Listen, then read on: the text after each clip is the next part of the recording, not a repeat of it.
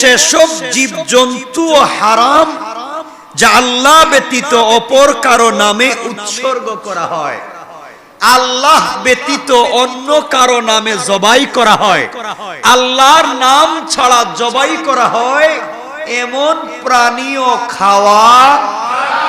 আমার অনেক মুসলিম বন্ধু আছেন, অনেক ভিন্ন ধর্মের ভাইদের বিভিন্ন অনুষ্ঠানে আমন্ত্রিত হয়ে খেয়ে থাকেন, কিন্তু একবার জানলেন না যে প্রাণীর গোশত খাচ্ছেন ওটা কি আল্লাহর নাম নিছে কিনা। কথা কি বুঝতে পারছেন?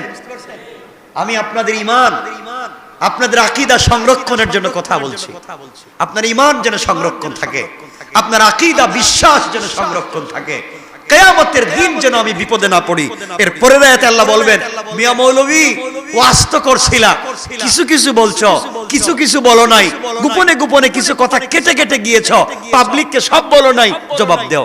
আমি এমন বিপদে পড়তে চাই না, যা খোলামেলা সব খোলামেলা বলে না। পরের আয়াতে আল্লাহ এই জন্য কঠিন হুঁশিয়ারি দিচ্ছেন, এ কথা আমি বলবো। আচ্ছা, তাইলে আপনি যে ভিন্ন ধর্মের বন্ধু বান্ধবদের আড্ডায় যান, তাদের দাওয়াতে গিয়ে যে খাচ্ছেন প্রাণীর গোশত, একবারও জানতে চাইলেন না ওর আল্লাহর নাম নিয়ে জবাই করছে কিনা? কারণ আপনি মুসলিম, আল্লাহর নাম ব্যতীত আল্লাহ বলছেন ওয়ামা উহিল্লা বিহি লিগাইরিল্লাহ, আল্লাহর নাম ব্যতীত অন্যের নামে যদি জবাই করা হয়, উৎসর্গ করা হয়, আল্লাহর নাম ছাড়া পশু জবাই করা হয়, এই প্রাণীর গোশত খাওয়াও। সবাই বলেন না, বিশ্বাস হয় না সন্দেহ আছে? কোরআনের আয়াত সূরা আল বাকারা 2 নম্বর সূরা 2 নম্বর পারা আয়াত নম্বর 173 পৃষ্ঠার প্রথম আয়াত।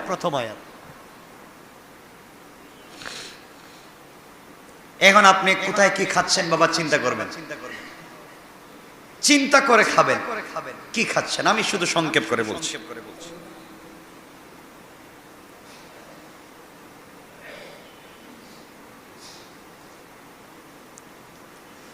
এরপর আল্লাহ রাব্বুল ইজ্জত ওয়াল জালাল বলছেন ফামানিতুররা গায়রা বাগি ওয়ালা আদিন ফালা ইসমা আলাইহি। এরপরের শব্দে আল্লাহ বলছেন অবশ্য যে লোক অনন্য উপায় হয়ে পড়ে, যে লোক কোনো উপায় নাই, পৃথিবীর কোন দেশের নাম বলতেছেন, একটা দেশে গেছে ধরেন 200-300 কিলোমিটারের ভিতরে কোনো হালাল খাবার নাই, রেস্টুরেন্ট যা আছে সব অনেকগুলো হারাম, খায়া তো বাঁচতে হইব, কলাও পাইতেছে না, যে কলা তো আর হারাম না নাকি, কলাল যে কেউ বিক্রি করে ওটা তো ভালো, ঠিক আছে, কলাও নাই। ব্রেড আছে, এখন ব্রেডে শুকরের চর্বি দিছি কিনা আপনি জানেন না, আপনি উপায় নাই বেঁচে থাকবার, কোনো ফলমূল নাই খাওয়ার, বেঁচে থাকতে হবে তো, ওই বেঁচে থাকবার পরিমাণ অনন্য উপায় হয়ে যদি কোনো মানুষ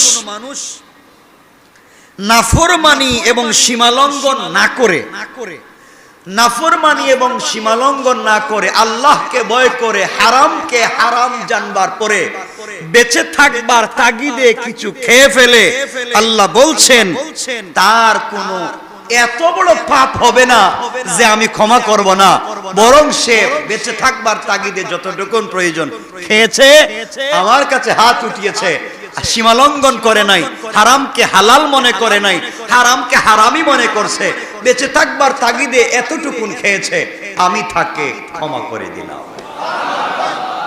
দেখছেন আল্লাহ কত দয়ালু। আল্লাহ চান না যে আপনি না খেয়ে মরে যান, আল্লাহ চান আপনি বেঁচে থাকেন। এমন এলাকায় গিয়েছেন এখন কিছু নাই, প্রাকৃতিক কোনো খাবার নাই, ঘাসপাত খাইয়া বাঁচতে পারবেন না, এখন তো কিছু খাওয়া লাগবে।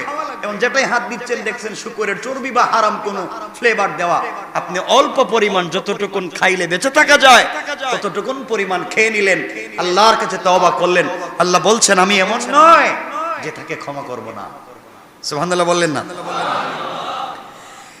এরপরের শব্দে আল্লাহ রাব্বুল ইজ্জত ওয়াল জালালের দিল থেকে বান্দার প্রতি দয়া, একবারে বান্দার প্রতি দয়াগুলাকে উগলে দিলেন। আল্লাহ রাব্বুল ইজ্জত ওয়াল জালাল এই আয়াতের শেষ শব্দের দিকে বলতে লাগলেন, আল্লাহ বললেন ইন্নাল্লাহা গফুরুর রহিম, আল্লাহ রাব্বুল ইজ্জত ওয়াল জালাল বললেন, নিঃসন্দেহে আল্লাহ তাআলা মহান ক্ষমাশীল এবং অত্যন্ত দয়ালু। সুবহানাল্লাহ, জোরে বলেন। এত কিছু বলে, এত ভয় দেখায়া সব শেষে এসে বললেন আল্লাহ অত্যন্ত ক্ষমাশীল, অত্যন্ত দয়ালু। ভুল হয়ে গেছে তো কি হয়েছে, আমি তো ক্ষমাশীল, আমি তো দয়ার সাগর, আমার কাছে চাও আমি ক্ষমা করে দিব।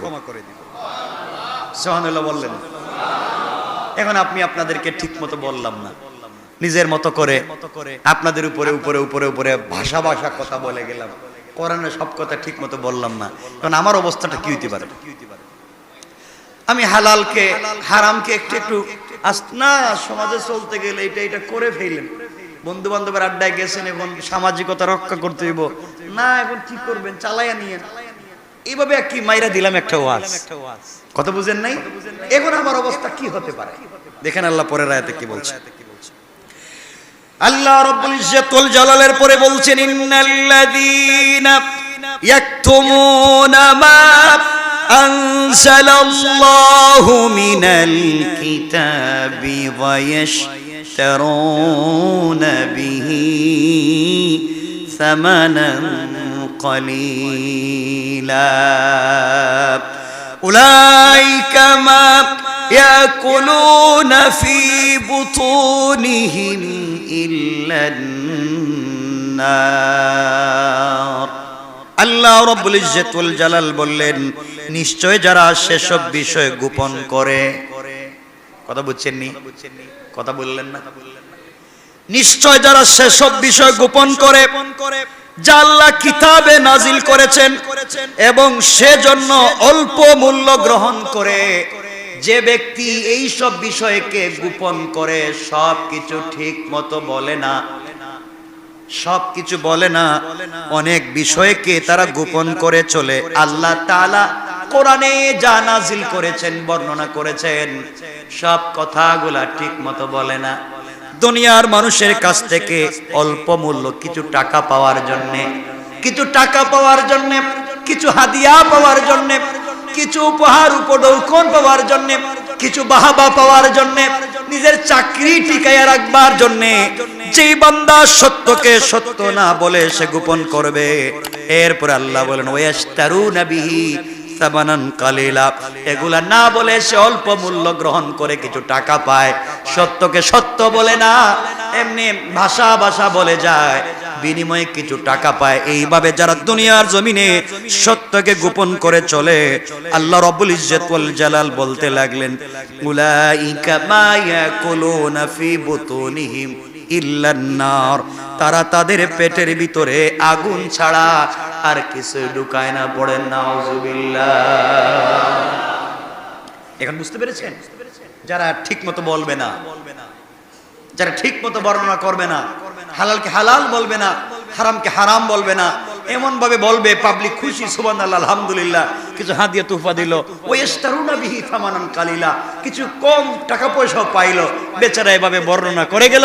আল্লাহ বলেন ফি বুতুনিহিম ইল্লান নার, ও বেচারা তার পেটে আগুন ছাড়া আর কিছু ঢুকাইলো না। এখন কি আমি ভাষা ভাষা কথা বইলা কি আগুন পেটে ঢুকামো? আর আপনারা এভাবে বইলা বইলা কি আগুন পেটে ঢুকাবেন? শুধু আমি বাঁচবো না, আপনারাও বলেন না, সবাই। তাহলে আমাকেও বলতে হবে ক্লিয়ার, আপনাদেরকেও শুনতে হবে ক্লিয়ার, এবং আমি যখন থাকবো না আমার অবর্তমানে আপনারাও যেখানে ছড়িয়ে ছিটিয়ে থাকবেন সব জায়গায় আপনাদেরকেও বলতে হবে পরিষ্কার, ঠিক কিনা বলেন?